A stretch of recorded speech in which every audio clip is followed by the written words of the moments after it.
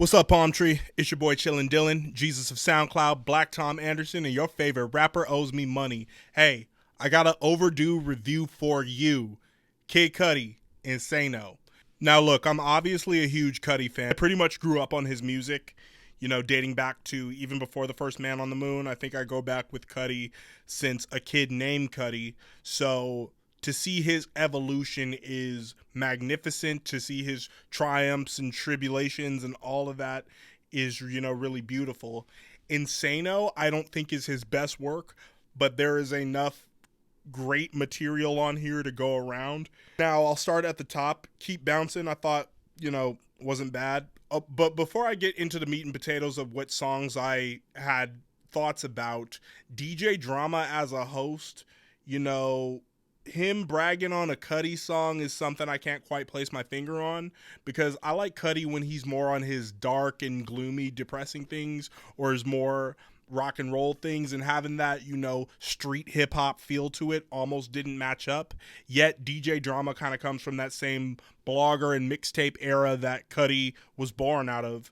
So it's interesting, I couldn't quite tell if I liked that or not, but it worked for Tyler the Creator on Call Me If You Get Lost, so I don't know, we'll see. But as I continue, the song Get It Off Me, the style kind of seemed redundant. I mean, this is kind of what the Scotts basically always do.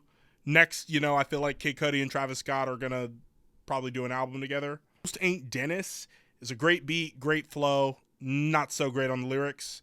Now, Wow with A$AP Rocky, I was like, where was this in 2012? This one is super fire.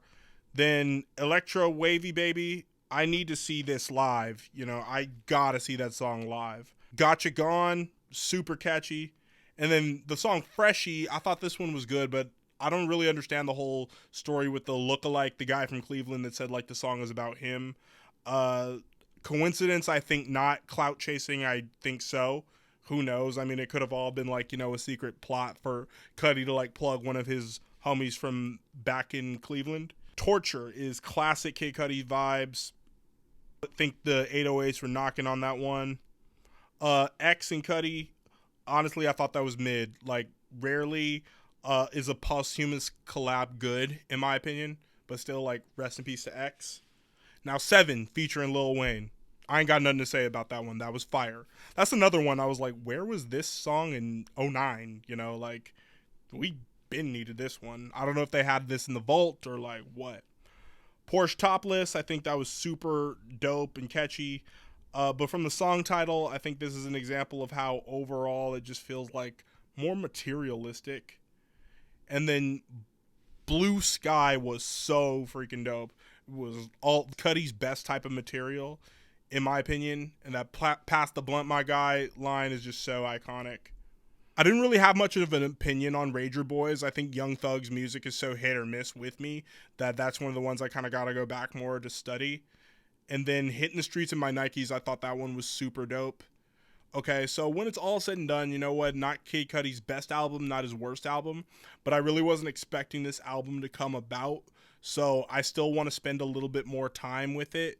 So I'm having trouble to come to a final rating, but you guys are going to see whether it's rating pending or I do end up giving it a final grade. But I think, when all is said and done, you can take apart what you need from this album and then go forward. What do you guys think of Kid Cudi Insano? Let me know in the comments. Peace, love, Palm.